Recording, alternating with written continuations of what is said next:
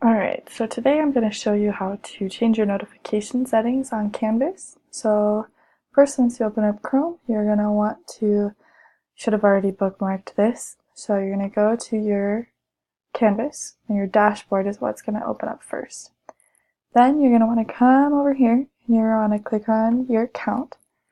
And then you're going to come down, and you're going to click on your notifications. So once you do that, get you a better view, you're going to see this. Okay? And from there, this is your notification preferences for right now.